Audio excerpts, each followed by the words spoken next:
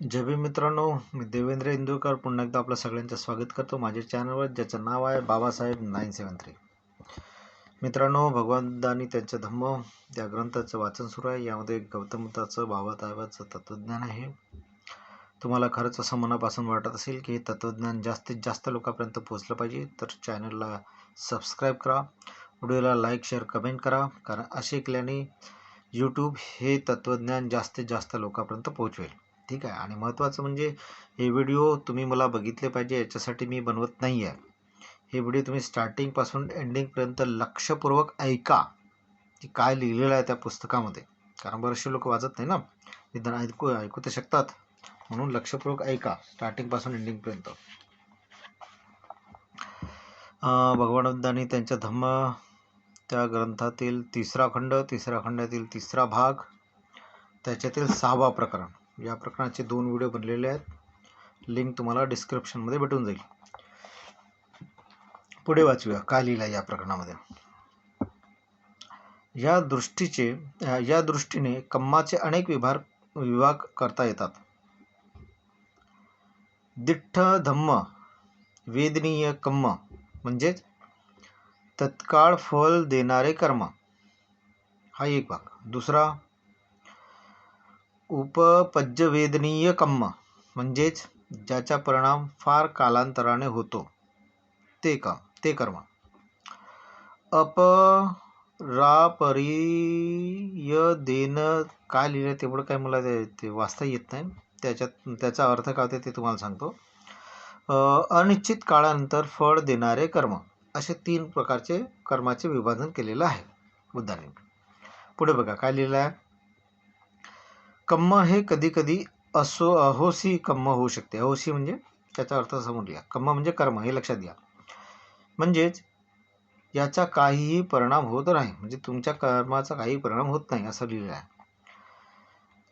अहोसी कम्मामध्ये ज्या कम्माच्या त्यांच्या अंगच्या दुर्बलतेमुळे विपाक अथवा परिणाम होत नाही, किंवा जीवनातील अन्य सबळ कर्मामुळे ती खारिज होतात, अंशाचा संबंध होतो, असा आहे. ज्या काही कर्म असे आहेत ज्याचा परिणाम मिळत नाही, कारण त्याचं दुर्बलता म्हणजे त्याचा परिणाम जसं करायला पाहिजे त्या पद्धतीने ते करत नाही, त्याच्यामुळे ते दुर्बल असल्यामुळे त्याचा परिणाम होत नाही. या सर्व गोष्टी विचारात घेऊनही भगवान बुद्धाचा हा उपदेश आपल्या मूळ स्थानी योग्य ठरतो की कर्माचा नियम अनिवार्य आहे, या सिद्धांताचा बोध होत नाही. हे बघा काय लिहिलं आहे. या सर्व गोष्टीच्या विचारात घेऊनही भगवान बुद्धाचा हा उपदेश आपल्या मूळ स्थानी योग्य ठरतो की कर्माचा नियम अनिवार्य आहे, या सिद्धांताला बाधा होत नाही, तो आपल्या ठिकाणी बरोबर राहतो. कर्माचा विपाक फक्त कर्त्यालाच भोगावा लागतो, म्हणजे कर्माचा विपाक म्हणजे कर्माचा परिणाम कर्त्यालाच भोगावा लागतो, आणि याशिवाय दुसरा त्यात काही आशय नाही. एवढेच कर्म सिद्धांतात अभिप्रेत नाही व तसे मानणे चूक आहे. हे बघा, कधी कधी तुम्ही जे कर्म करता त्याचा काहीच परिणाम होत नाही. कधी कधी आपण कर्म करतो त्याचा परिणाम आपल्यालाच भोगा वाटते. पण दुसरं असं आहे की कधी कधी एकाच्या कर्माच्या त्याच्याऐवजी दुसऱ्यालाही परिणाम भोगावा लागू शकते. तुमच्या कर्माच्या पुढे दुसऱ्यालाही भोगावा लागू शकते. तथापि हे सर्व कर्म नियमानेच परिणाम असतात, कारण तोच कर्म नियम नैतिक व्यवस्था सांभाळतो किंवा बिघडवतो.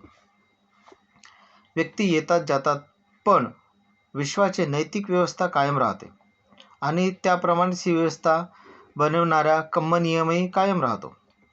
याच कारणास्तव भगवान बुद्धाच्या धम्मामध्ये अन्य धर्मात ईश्वराला जे स्थान दिले आहे ते नीतीला प्राप्त झालेले आहे, ईश्वराच्या ऐवजी नीतीला प्राप्त झालेलं आहे. यास्तव विश्वातील नैतिक व्यवस्था कशी राखली जाते याला भगवान बुद्धांनी दिलेले उत्तर इतके सरळ आणि निर्विवाद आहे. असे असूनही या उत्तराचा खरा अर्थ बहुधा स्पष्ट होत नाही. जवळजवळ नेहमीच त्याचा चुकीचा अर्थ लावला जातो. हे बघा, लक्ष द्या याच्याकडे. एक तर त्याला चांगल्या प्रकारे समजले जात नाही, चुकीचा अर्थ सांगितला जातो, अथवा त्याची चुकीची व्याख्या केली जाते. पुष्कळसे लोक या गोष्टी समजताना दिसत नाही की नैतिक व्यवस्था कशी राखली जाते. या प्रश्नाला उत्तर भगवान बुद्धांनी कर्मसिद्धांतात मांडला की विश्वाचा नैतिक क्रम कशा प्रकारे चालतो, या सत्याची फारच थोड्यांना जाणीव असते. तथापि कम्म सिद्धांत मांडताना भगवान बुद्धांचा हाच हेतू होता. काही कम्म नियमाचा हा संबंध केवळ सृष्टीच्या सर्वसाधारण नैतिक व्यवस्थेशी आहे. याचा कोणा एका धनी निर्धन व्यक्तीच्या होण्याशी किंवा त्याच्या दुर्भाग्याशी होत नाही. त्याचे प्रयोजन केवळ विश्वातील नैतिक व्यवस्था राखणे याच्याशी आहे. हा कारणास्तव कम्म नियम या धम्माचे एक प्रमुख अंग आहे. लक्षपूर्वक ऐका. ठीक आहे. याच्यामध्ये काय लिहिलेलं आहे ते. जय भीम.